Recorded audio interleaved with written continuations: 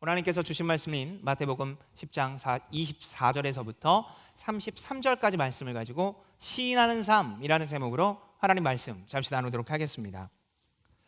방금 전에 우리가 읽었던 마태복음 10장의 내용은 세상으로 파송받은 자들을 향한 예수님의 메시지입니다. 하나님 나라 백성, 다시 말해서 이 땅에 부름받은 자들, 한 글자로 줄이면 그 제자들이 이 땅에서 어떤 태도를 가져야 되는지에 대해서 이야기를 합니다. 대표적으로 앞선 본문인 마태복음 10장 16절을 보면 이렇게 이야기를 하죠.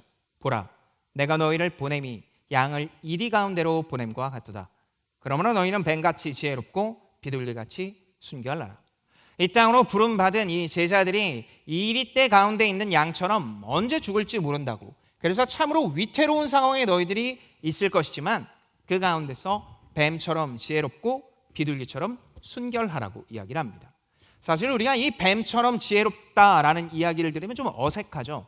왜냐하면 우리는 창세기를 먼저 읽으니까 창세기에서 뱀은 악함의 아이콘처럼 되어져 있는데, 아니 어떻게 악함의 아이콘인 뱀이 여기서 지혜로움과 같을 수 있을까? 당시 유대인들에게 뱀이라고 하는 건 이 민첩함을 뜻합니다. 이 매끄럽고 어디서나 쉽게 빠져나가는 이미지를 갖고 있죠. 그래서 유대인들에게 뱀은 악함이라는 아이콘보다는 이 민첩함이라는 이미지를 가지고 있습니다. 그리고 비둘기는 한 대상만 바라보는 순결한 상징을 뜻합니다. 그러니까 유대인들을 비롯한 이 글을 읽고 있는 사람들에게 뱀이라고 하면 민첩하게 빠져나가고, 비둘기라고 하면 상대방만 바라보는 이 순결의 상징. 그러니까 이 글을 읽고 있는 유대인을 비롯한 하나님의 사람들은 언제나 이 땅에서 어떻게 해야 된다라는 겁니까? 뱀처럼 민첩하게 죄에서 빠져나가고 비둘기처럼 하나님을 바라볼 수 있어야 한다. 하나님의 백성들에게 주시는 메시지입니다. 그리고 오늘 본문은 그런 제자들, 하나님의 부름받은 자들이 어떻게 살아가야 되는지 또 다른 태도를 이야기합니다. 먼저 오늘 본문 24절에서부터 25절의 말씀을 읽도록 하겠습니다. 제자가 그 선생보다 또는 종이 그 상전보다 높지 못하나니 제자가 그 선생 같고 종이 그 상전 같으면 조카도다. 집주인을 바알세불이라 하였거든 하물며 그 집 사람들이랴. 본문의 24절부터 25절은 제자와 선생, 종과 상전, 그리고 집주인과 집 사람들, 우리가 흔히 얘기하는 말로 하인들과의 관계를 언급합니다. 결국 이건 윗사람과 아랫사람, 이 예를 든 것인데요, 예수님과 제자들의 관계가 바로 이렇게 윗사람과 아랫사람과 같은 관계를 맺는 것과 똑같을 거라고 얘기합니다. 예수님과 제자는 제자와 선생, 종과 상전, 집주인과 집사람들로 표현이 되는데, 당시 유대 사람들은 아랫사람이 윗사람과 동일한 것을 경험하는 걸 아주 큰 영광으로 여겼습니다. 특히 스승과 제자의 관계라면 스승이 받고 있는 고통과 고난과 시련을 나도 겪어야 내가 제대로 배웠다라고 생각을 했죠. 마치 그렇게 살아내야 내가 가르침을 제대로 받았다라는 증명과 같은 겁니다. 당시 이런 인식처럼 예수님을 따르는 제자들은 예수님처럼 고난을 받을 것입니다. 당시 바리새인들은 예수님의 능력이 귀신의 왕인 바알세불로부터 왔다고 헐뜯었습니다. 그렇기에 그 헐뜯음으로 말미암아 비난과 불편한 시선을 받게 되었죠. 제자들도 예수님의 복음을 전하면 그렇게 동일하게 비난과 오해와 고통을 받게 될 것입니다. 비난과 오해, 이 중에서 혹시 비난과 오해를 좋아하시는 분 있습니까? 청년 중에 내가 비난과 오해받는 걸 너무 좋다고 하는 사람은 없을 겁니다. 최근에 훈련을 하던 중에 한 지체가 그렇게 이야기를 했습니다. 성령으로 말미암아 변화된 삶 중 언어에 관한 변화들이 있다라고 이야기를 하는데요, 쉽게 남을 판단하는 말을 하지 않게 된다라고 이야기를 하더라고요. 그래서 그런 쉽게 남을 판단하는 언어를 사용하는 사람들을 보면 좀 안타깝다고 얘기를 했습니다. 그래서 그럴 줄 알았다, 원래 그랬어, 너가 잘못했어 라는 이야기를 들으면 상대방도 기분이 안 좋을 것이기에 나도 점점 안 좋게 된다라고, 그래서 하지 않게 되었다라고 이야기를 하더라고요. 이처럼 상대방에게 전형적인 비난과 오해를 부른 말을 하지 않는 것처럼 그런 비난과 오해 받고 그와 관련된 것들을 좋아하는 사람은 아무도 없습니다. 그런데 우리의 삶은 여전히 그 비난과 오해를 받죠. 특별히 복음을 가지고 복음 안에서 살아간다고 얘기하는 사람들이 그런 비난과 오해를 쉽게 받습니다. 그럼 어떻게 해야 될까요? 그 비난과 오해는 우리의 삶에서 벗어날 수 없는 것 같은데, 그렇다면 우리는 그 안에서 어떤 생각과 무엇을 의지하며 살아야 될까요? 예수님의 제자들이 복음을 가지고 살아갈 때 그들이 받는 비난과 오해를 예수님께서는 이렇게 이겨야 된다고 오늘 본문에서는 세 가지로 말씀하십니다. 첫 번째입니다. 첫 번째로 우리는, 그리고 제자들은 반드시 이 오해와 비난을 인정해야 합니다. 오늘 본문 26절에서부터 27절입니다. 우리가 다 같이 한 목소리 읽도록 하겠습니다. 마태복음 10장 26절에서부터 27절입니다. 시작. 그런즉 그들을 두려워하지 말라. 감추인 것이 드러나지 않을 것이 없고 숨은 것이 알려지지 않을 것이 없느니라. 내가 너희에게 어두운 데서 이루는 것을 광명한 데서 말하며 너희가 귓속말로 듣는 것을 집 위에서 전파하라. 당시 유대인들은 어떤 공지를 할 때 지붕에 올라가서 크게 알렸습니다. 이목을 집중시키고 지정된 시간에 지붕으로 올라가 알렸죠. 그래서 지붕 위에서 수많은 사람들에게 하는 이야기는 공적인 권위와 의미를 가졌습니다. 예수님의 공생의 사역 중 이 죄사함, 복음과 관련된 모든 것들은 결국 만방에 알려질 것입니다. 지붕 위에서 유대인이 그 공지를 알리는 것처럼 예수의 제자들이 이 복음을 알리는 건 만방에 퍼져나갈 것입니다. 사도행전을 비롯한 일반 서신서들의 이야기하는 것처럼 땅끝까지 하나님의 복음이 온전히 전해질 것입니다. 그런데 그것을 전할 때 그것을 전하는 제자들도 오해와 핍박을 받을 겁니다. 앞에서 이야기를 하는 것처럼 바알세불의 힘을 가지고 복음을 전한다고 이야기를 하는 예수가 받은 핍박이 제자들에게도 동일하게 있을 것. 그러니 제자로 살아가는 것은 너무나 당연하게도 그들의 삶에 세상의 핍박과 오해가 있다는 겁니다. 왜요? 세상은 복음을 좋아하지 않기 때문입니다. 인생의 주도권이 하나님께 있다는 게 복음이에요. 지금까지 내가 내 선택과 내 뜻으로 살아왔는데 그것이 잘못됐고 성경에서 이야기하는 죄이며 그 죄에서 벗어날 수 있는 길이 오직 구주 예수 그리스도의 십자가의 은혜밖에 없다라는 이야기, 너의 삶의 열심과 노력으로는 절대 좋아하지 않는다는 그 이야기를 세상은 좋아하지 않는다는 거예요. 그리고 그것을 향해서 좋아하지 않는 불편한 마음을 우리를 향해서 오해와 비난과 시기로 이야기를 하며 너희들이 잘못됐다, 더 수많은 사람들이 이렇게 살고 있는데 어떻게 그리스도인들이 맞냐라는 이야기를 듣는 것, 그것은 인정받아 마땅한 이야기며 우리의 삶에 펼쳐질 수 있다는 겁니다. 심지어 교회를 다니면서 세상과의 삶에서 부딪힐 수 있다는 거예요. 교회를 다니고 있지만 이런 것들을 이야기를 했을 때 안색이 변하는 사람들이 있어요. 내가 얼마나 열심히 살았는데, 내가 얼마나 최선을 다하고 살았는데 어떻게 해서 내가 잘못됐다라는 이야기를 할 수 있습니까? 라는 이야기를 충분히 들을 수 있다는 거예요. 예나 지금이나 이런 이야기를 하면 싫어합니다. 예나 지금이나 교회 안에서 본질을 이야기하고 우리가 이 본질 앞에서 살아야 된다고 이야기를 하면 모두 불편해합니다. 당시도 마찬가지였고 이것을 따르는 제자들도 마찬가지였으며 오늘 2022년 6월을 살아가고 있는 우리도 동일하게 당할 일입니다. 진리는 필연적으로 부딪히고 세상과 충돌합니다. 이것을 인정하십시오.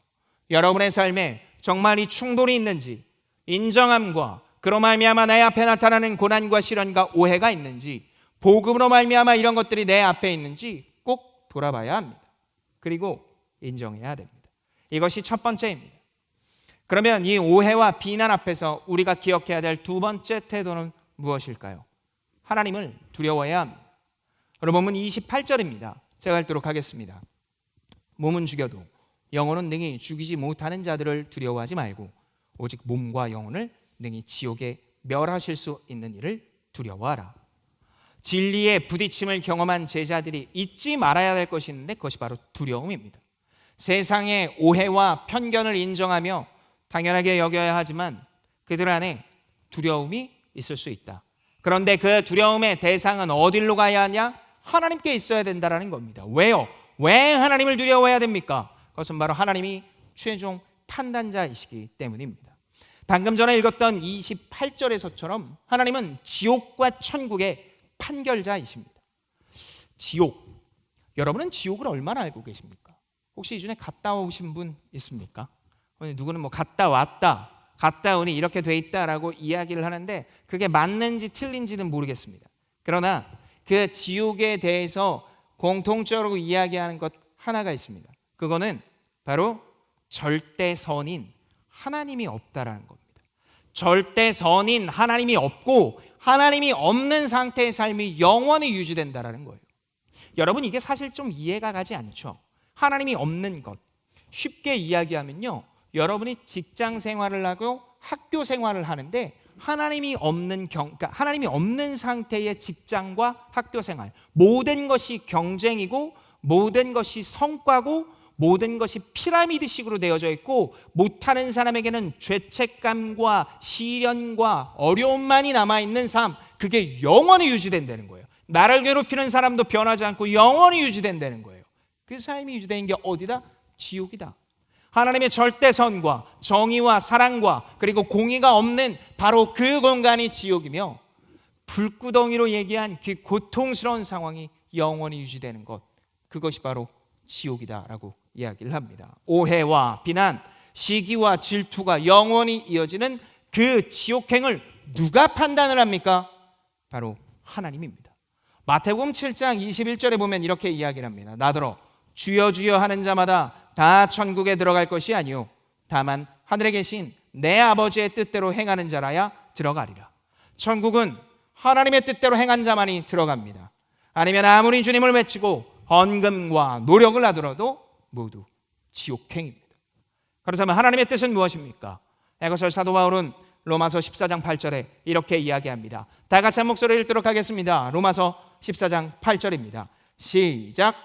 우리가 살아도 주를 위하여 살고 죽어도 주를 위하여 죽나니 그러므로 사나 죽으나 우리가 주의 것이로다. 하나님이 주인 되어야 됩니다. 그분이 원하시는 그리스도 안에서 일어난 완전한 용납과 하나님께서 주시는 그 위대한 시그니처라고 이야기하는 그 특별한 존재, 그리고 그것이 우리 안에서 가족으로 이루어졌다는 사실을 믿고 그리고 그것이 내 삶에 마음껏 적용이 돼야 돼요. 그리고 이 땅에서 나와 이웃, 세상을 향한 하나님의 뜻을 실천해야 됩니다. 이것을 하나님을 두려워하는 자의 모습이며 천국과 지옥의 갈림길이라고 이야기할 수 있습니다. 그러니 여러분, 하나님을 두려워해야 됩니다. 세상의 그 어떤 것보다 하나님을 두려워해야 합니다. 하나님을 두려워하지 않는다면 우리의 삶에 정말 참 성도인지 돌아볼 수 있어야 됩니다. 왜냐하면 지옥은 그토록 고통스럽기 때문이죠. 세 번째입니다. 예수님께서 이야기한 위기와 오해와 시기 속에 이길 수 있는 세 번째 이야기는 돌봄을 기대해야 합니다. 오늘 본문 29절부터 31절인데요. 조금 긴 내용이지만 제가 읽도록 하겠습니다. 참새 2마리가 한 아사리온에 팔리지 않느냐? 그러나 너희 아버지께서 허락하지 아니하시면 그 하나도 땅에 떨어지지 아니하리라. 너희에게는 머리털까지 다 세신 바 되었나니 두려워하지 말라. 너희는 많은 참새보다 귀하니라. 참새는 당시 경제적으로 어려운 이 가난한 사람들의 주요 식사 재료였습니다. 참새 한 마리의 가격은 반 아사리온, 당시 시급과 동일합니다. 지금 시급이 한 9,000원 정도 된다고 보죠. 9,000원 정도 되는 가격의 것을 당시에 주된 식재료로 사용을 했습니다. 9,000원으로 지금 뭐 어떤 것들을 사 먹을 수 있겠냐 싶지만 당시에는 이 정도 시급으로 가난한 가정이 한 끼를 해결했습니다. 그러니까 사회적으로 이 9,000원이란 돈, 반 아사리온이란 돈은 사실 크고 무겁게 여기지 않았죠. 그런 가치의 참새조차 하나님의 허락이 없으면 땅에 떨어지지 않습니다. 생사화복의 주관자가 하나님입니다. 그런 하나님이 우리를 그냥 두시겠습니까? 당신의 자녀들을 오해와 비난 속에 놔두고 그렇게 너희들은 살아라고 하시겠냐라는 겁니다. 아닙니다. 절대로 그냥 두시지 않습니다. 인도하시고 보호하시고 돌보십니다. 이렇듯 하나님의 제자들은 핍박과 오해를 인정하며 하나님의 판단을 두려워하고 하나님의 참된 돌봄을 기대해야 합니다. 이것을 기억할 수 있어야 됩니다. 여러분, 어떻습니까? 이 이야기 다 듣고 나니까 그래, 이렇게 하면 되겠다라는 생각이 듭니까? 전부 다 그랬으면 좋겠지만 사실 대부분의 사람들이 나를 돌아보며 내 삶을 돌아보면 어떤 생각을 가지게 됩니까? 야, 이거 누가 몰라? 이거 다 아는 내용이야. 근데 안 된다고. 지식으로 말미암아 이걸 다 알겠는데 안 된다라는 거예요. 하나님께서 이야기를 하세요. 내 돌봄을 기대해라. 아멘. 그런데 지금 내 눈에 보이는 건 나를 향한 하나님의 돌봄이 아니라 세상이 나를 돌보는 것이 더 좋겠다라고 생각이 들어요.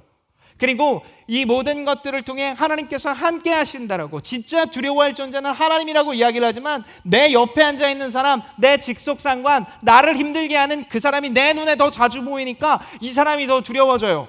그리고 그 모든 것들 삶 속에서 도대체 나는 어떻게 했냐라고 이야기를 하면서 내 하나님 앞에 있는 그 모든 삶의 실존적인 이야기가 세상보다 하나님을 더 두려워하지 않게 되더라는 겁니다. 그래서 결국 이것이 지금 당장 지적으로는 이해가 돼도 결국 이 예배당을 빠져나가고 나의 일상으로 돌아갔을 때 어떤 일이 생기는 겁니까?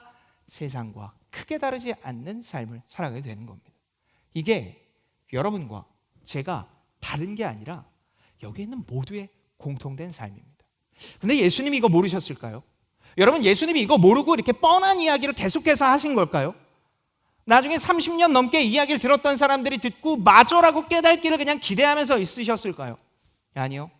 예수님께서는 그것을 듣고 어쩌면 뻔한 이야기라고 생각하는 것까지 다 아셨습니다. 그래서 이걸 끊임없이 유지하고 그리고 기억하며 이것들을 총체적으로 어떻게 해야 될지에 대해서 오늘 본문 32절부터 33절의 말씀을 통해 이렇게 이야기를 하십니다. 우리가 다같이 마태복음 10장 32절부터 33절의 말씀 한 목소리로 읽도록 하겠습니다. 시작.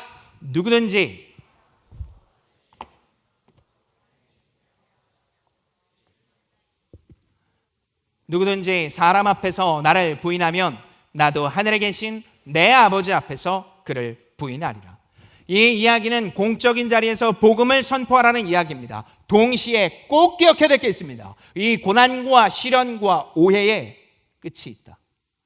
이 끝이 있다라는 사실입니다. 많은 사람들이 이 오해와 비난이 두려운 이유는 그것이 끝나지 않고 이 사람의 판단과 이 사람의 생각이 나의 모든 것들을 집어삼키고 영원한 낙인처럼 찍힐 것 같기 때문입니다. 그런 생각 때문에 이것이 나를 모든 것처럼 판단하고 이걸 뒤집어 쓰고 있기 때문입니다. 그러나 잊지 마십시오. 오해와 비난은 터널과 같습니다. 곧 끝납니다. 그리고 그것을 통과하고 난 뒤 복음으로 인한 오해와 비난은 하나님 앞에서 시시비비가 갈려질 겁니다.